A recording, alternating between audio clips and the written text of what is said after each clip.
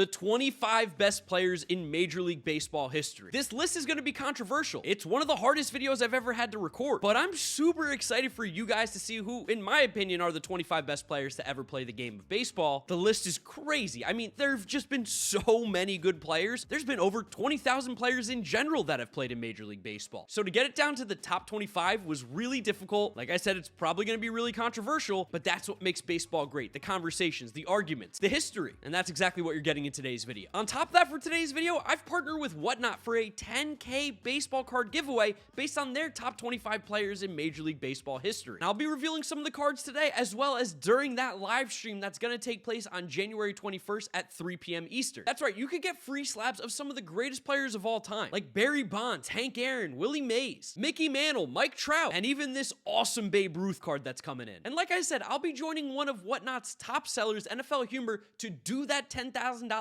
baseball card giveaway on January 21st, 3 p.m. on the Whatnot app. And in case you don't know what Whatnot is, it's a live shopping app where you can buy collectibles like sports cards, Pokemon cards, comics, to things like sneakers and vintage tees, watches, and more. There are live shows happening all day, every single day, and it's what the future of card collecting and shopping looks like. You can buy, sell, or just geek out over some of your favorite things. So download the Whatnot app today. Use the links in the description to get $10 off your first purchase from Whatnot, and remember to bookmark the show so you will be the first to be notified when we go live on January 21st at 3 p.m. and you can win yourself some 6 slabs for free. Thank you to Whatnot for sponsoring today's video. Now let's get going to who I think are the top 25 players in Major League Baseball history. Getting the top 25 started at number 25, arguably one of the best pitchers ever, Walter Johnson. Walter Johnson had a 21-year career in which he pitched almost 6,000 innings, which is just insane to say out loud. The guy threw 531 complete games, 110 shutouts. And while I tend to stay away from the extremely older players and pitchers specifically on today's video, Walter Johnson's game kind of transcends his time period. I mean, the guy would win 36 games a year. He was unbelievably good, one of the best to ever do it, and the numbers don't lie. 417 wins, 3,500 strikeouts, an ERA at 2.17. He has an 164.9 WAR. Yeah, Walter Johnson's a beast. So yeah, could have been Cy Young. Yeah, it could have been Christy Mathewson. But for me, from this old school 1900s old baseball era, it's got to be Walter Johnson as the best pitcher, coming in at number 25. Next up at number 24, I've got Bob Gibson. Bob Gibson was so good that they changed the pitching mound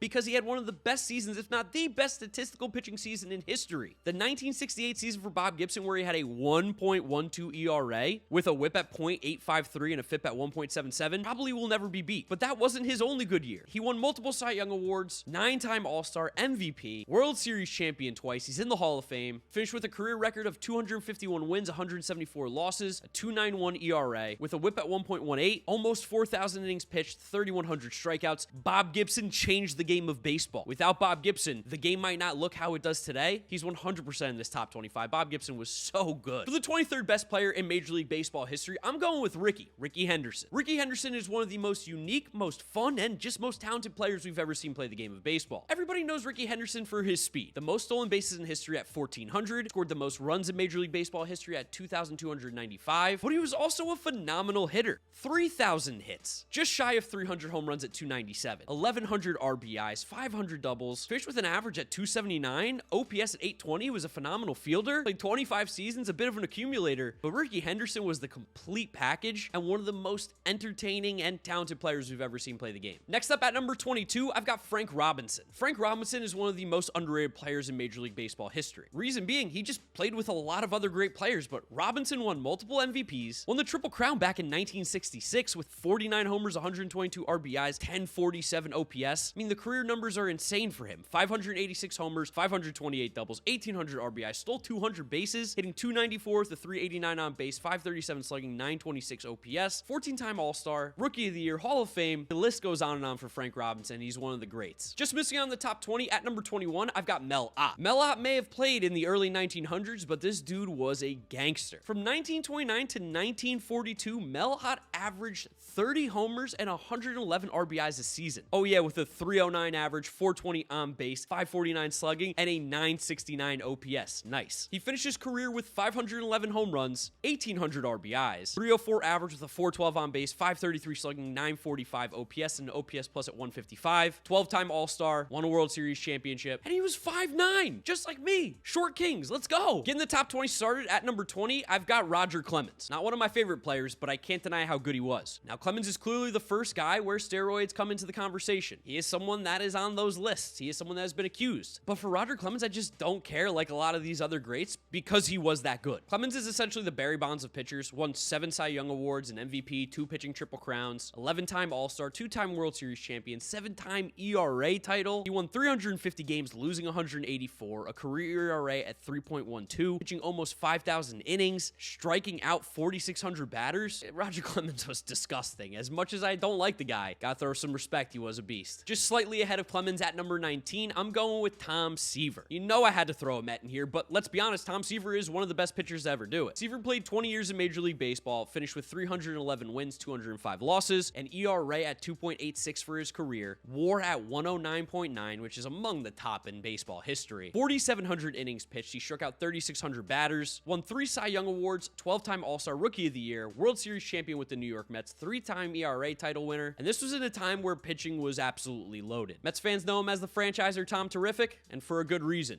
He was the Mets franchise for a very, very long time. Best player in franchise history, and one of the best players in baseball history in general. At the number 18 spot, I'm going to go with Joe DiMaggio. DiMaggio had a short but phenomenal career. Only played 13 seasons, missed a lot due to military service. Crazy to think about guys doing that back in the day. But in those 13 years, he hit 361 home runs, 389 doubles, 131 triples with 1,500 RBIs, 2,200 hits in 13 years is pretty disgusting. A 325 average, 398 on base, 579 slugging, 977 OPS. He basically finished inside the top 10 of MVP voting every single year, won 3 MVPs, 13-time All-Star, 9-time World Series champion, 2-time batting title winner. He's basically Mike Trout before Mike Trout, which is funny because coming in at number 17, I've got Mike Trout. While I think Mike Trout will probably go down as one of the best, if not the greatest players of all time, I can't put him that high just yet because it has been only 12 seasons, but in those 12 years, I mean, 350 homers, 296 doubles, 896 RBIs, 200 stolen bases, hitting 303 with a 415 on base, 587 slugging, 1,002 OPS. I mean, it's just, the numbers are silly, guys. The numbers are crazy. And he hasn't even been healthy really the last few years, and he's still putting up 40 home run seasons, 3-time MVP, 10-time All-Star, Rookie of the Year, Silver Sluggers. He just can't make the playoffs, and that's by no way his fault because the Angels stink. But Mike Trout is 100% one of the greatest players to ever play if he never played again. But at 31 years of age, there's a lot of baseball left for Mike Trout, and this guy will definitely go down probably as a top 5 player at the absolute worst. Coming in at number 16, another Mike here with Mike Schmidt. Mike Schmidt is one of the criminally underrated players I feel like in baseball history because he might be the best third baseman of all time. Schmidt had a stretch from 1974 to 1987 where he was averaging 36 homers, 26 doubles, and 104 RBIs a season, the 933 OPS, and playing phenomenal defense at third base, one of the best gloves we've ever seen there. He led the league in homers 8 different seasons. He won 3 MVPs, 12-time All-Star, World Series champion, 10-time Gold Glove Award winner, 548 home runs, 1,600 RBIs, a career OPS at 908, 2,200 hits, but I don't care if he hits 3,000. Look at the power numbers that he had. Mike Schmidt was just insane. In the top 15 start, at number 15, I've got Pedro Martinez. Pedro is not one of these pitchers that have the greatest counting numbers, but having watched Pedro Martinez play, you saw how special he was on the field. He was just so incredibly good. Pedro played 18 seasons, under 3,000 innings, 2,827 to be exact, 2.93 ERA, a whip at 1.054 with a FIP at 2.91. He struck out 3,100 batters in 2,800 innings, barely walked anybody, barely gave up any home runs. He had one of the best seasons in Major League Baseball history back in 2000 where he had a 1.74 ERA with a whip at 0.737 during the midst of the steroid era. 3-time Cy Young Award winner, pitching triple crown, 8-time All-Star, World Series champion, ERA title 5 times, and he's in the Hall of Fame. Pedro's a top 15 player for sure. Coming in at number 14, I'm going with the big unit, Randy Johnson. Randy Johnson to me is the most memorable pitcher in my lifetime. When I think of the best pitchers of all time, I immediately think of Randy Johnson. He was ridiculous. Intimidation factor plus nasty stuff plus great numbers. I don't know how you couldn't make him the best of all time. In 22 seasons, Randy won 303 games with a 3.29 ERA, a whip at 1.17. He pitched 4,100 innings, striking out 4,800 batters, led the league in strikeouts 9 different times. He won 5 Cy Young Awards, a pitching triple crown, 10-time All-Star, 2001 World Series champion, 4-time ERA title, 300 wins, 101 WAR. Randy Johnson to me is the best pitcher of all time. time. For the 13th best player in Major League Baseball history, I'm going with Rogers Hornsby of the St. Louis Cardinals. Rogers Hornsby's career is weird because there were a lot of seasons where he didn't really play, but what I would call his prime from 1921 to 1929, you might not find a better stretch from a lot of people in baseball history. Guy was averaging like 35 homers a year and hitting 400 with an 1100 OPS. Finished his career with a 358 average, 430 on base, 577 slugging, 1.007 OPS is absolutely just, it doesn't even make sense. 300 homers, 500 doubles, 169 triples, nice, with 1,500 RBIs, 2,900 hits, just shy in 2,200 games. Rogers Hornsby is one of those guys who was an old-time player that you go, yeah, I don't care when he played. He was unbelievably good. Two-time Triple Crown Award winner. Won the batting title 7 times. At number 12, I've got another great St. Louis Cardinal, this time with Stan Musial. Stan the man, I mean, he was the man. That's why they called him that. He was so good. I have him as the 12th best player of all time. Musial won 3 MVPs, made 24 All-Star appearances, 3-time World Series champion, 7-time batting title winner. Musial never led the league in home runs, but he was a hit king, finished with 3,600 hits in 22 years, 475 home runs despite never leading the league once, impressive, 1,900 RBIs, a 331 average with a 417 on base, 559 slugging, 976 OPS. He was basically in the MVP voting every single season. Stan the man, yes he can. He's one of the greatest players of all time. Just missing out on the top 10, coming in at number 11, Ty Cobb. Ty Cobb gets a slight knock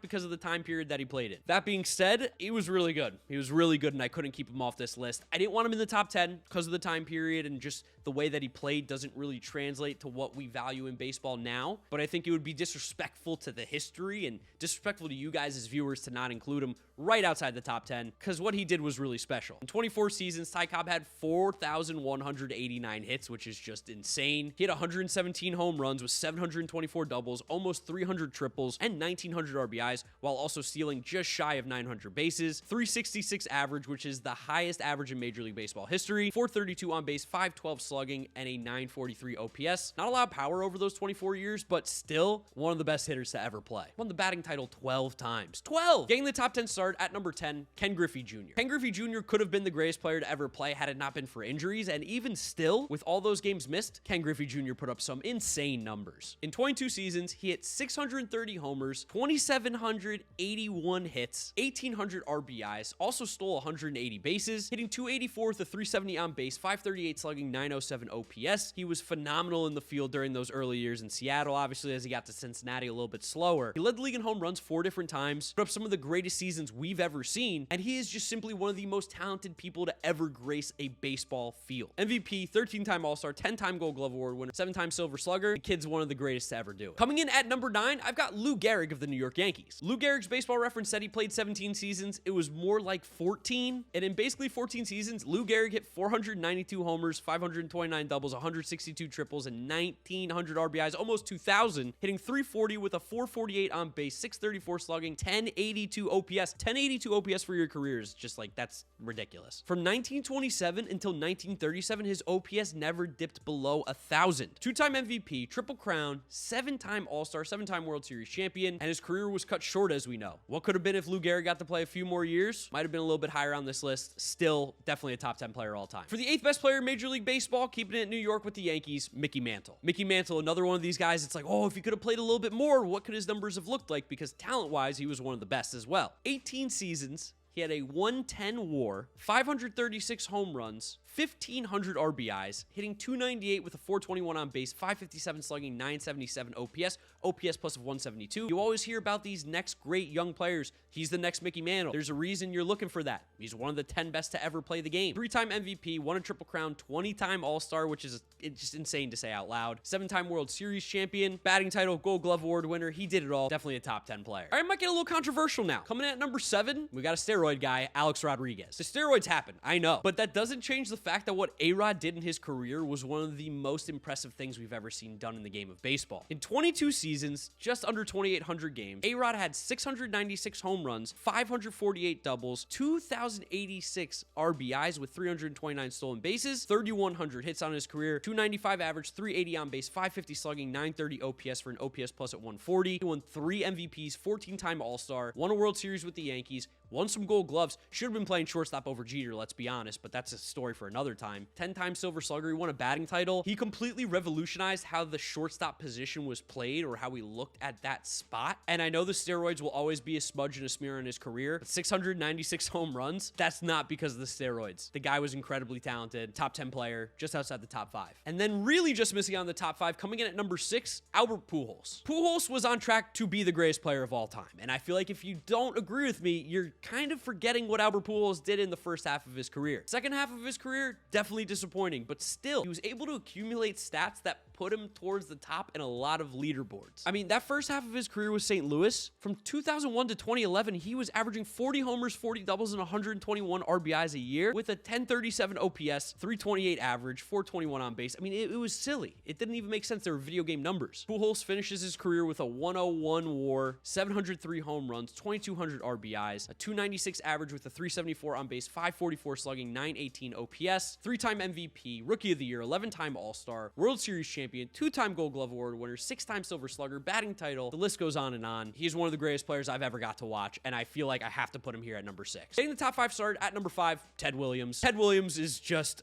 he's so incredibly good. We're getting into the conversation of everybody's incredibly good. All these guys were, but Ted Williams did some insane things. And if he didn't miss 3 years because of military service, got to imagine that these numbers would be even better. In 19 seasons, Ted Williams had 521 home runs, 525 doubles with 1,800 RBIs, 2,600 hits, hitting 344 with a 482 on base, the highest on base percentage in Major League Baseball history, 634 slugging, and an 1115 OPS for his career. 1115. Like, what? That's crazy. We all know about the year where he hit 400 in 1941, won the MVP twice. He should have won it more. 2-time Triple Crown Award winner, 19-time All-Star. The one thing he missed from his career was a World Series. But anyway you slice it, Ted Williams is one of the greatest players to ever play. 122 WAR doesn't lie. Top 5 in my eyes. For the 4th best player in Major League Baseball history, gotta go with Hammerin' Hank Aaron. Some people think he's the true home run king. That's fine. 755 home runs, you can call him that. He's also got the most RBIs in Major League Baseball history at 2,297, the most total bases at 6,856, 3,700 hits, 600 doubles, almost 100 triples, stole 240 bases as well. Only won 1 MVP, weirdly enough. That's like the one weird thing with Hank Aaron is only 1 MVP, but he was a 25-time All-Star, won a World Series, Gold Glove Award winner, batting title winner. You got to appreciate the amazing numbers that Hank Aaron was able to put up over his 23-year career, and that's why he's in my top 5. For the 3rd best player in Major League Baseball history, the say hey kid, Willie Mays. Willie Mays' career really didn't start until 1954, so you can take about 3 seasons off. I mean, these numbers are crazy. From 1954 to 1966, he averaged 40 homers, 29 doubles, 109 RBIs with 21 stolen bases a season, 315 average, 390 on base, 601 slugging, 992 OPS, and he might be the greatest defensive center fielder we've ever seen,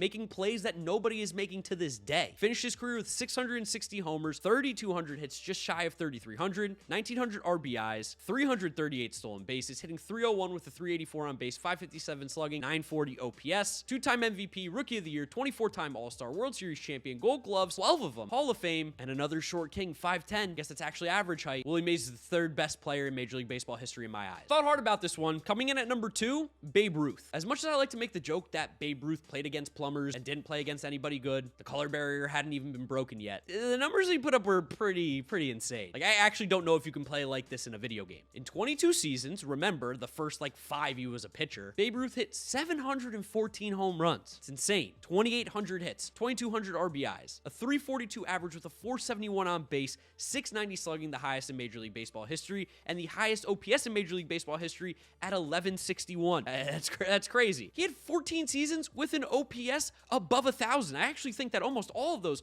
were above 1,100. He only won 1 MVP because I think there was a rule where you could only win 1 MVP for a while, which was like insane. 7-time World Series champion. He was even a good pitcher when he was pitching. Babe Ruth is one of the best players to ever do it. I have him coming in at number 2 with his 183 WAR, which is just insane. Because coming in at number 1, the guy who's the definitive best player in Major League Baseball history in my eyes, Barry Lamar Bonds. Now, I know people are going to get upset. Steroids are definitely a big cloud hanging around Barry Bonds' name. But to me, growing up watching baseball, falling in love with the game, I could not have done it without Barry Bonds. And his numbers are also insane. Like, steroids or not, he was going to be a Hall of Famer on the Pirates, and then he just kept getting better. It's crazy. 22 seasons, Barry Bonds hit 762 home runs, the most in Major League Baseball history, walked 2,500 times, which is the most in Major League Baseball history, 298 average, 444 on base, 607 slugging, 1051 OPS, and he had a stretch where his OPS was in the 1300s every single year for like a good 4 or 5 year stretch. He has the most home runs in a Major League Baseball season at 73. He is the most dominant player I've ever seen.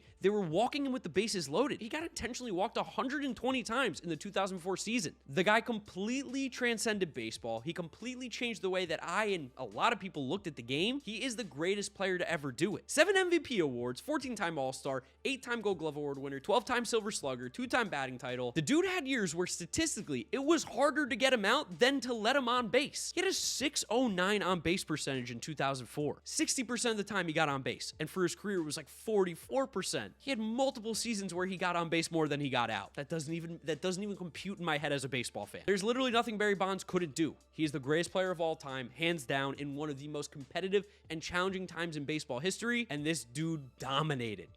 Best player of all time, no doubt. So that's my top 25 players in Major League Baseball. Remember, guys, to check out the link in the description for the Whatnot live stream, where I will be helping reveal the top 25 players of all time that Whatnot created, along with giving away $10,000 worth of baseball cards on that stream. So make sure you click the link in the description so you can get there and win yourself some amazing cards like you saw in today's video. If you did enjoy it, it really just helped me if you drop a like. A ton of work and effort went into this, and it really would mean a lot to me. As well as subscribe to the channel so you don't miss out on any of the content. Follow me on all my social media at GiraffeNeckMarc. Links are in description. Big shout out to Whatnot for sponsoring today's video. Appreciate you guys, and I can't wait to read these comments. They are going to be crazy. That's where I'll wrap it up, though. You know the drill from here on out. YouTube recommends you watch this video. This is my most recent upload, so click through those if you have not yet seen them. Thank you guys for watching, and I'll see you all another day for another video. Bye.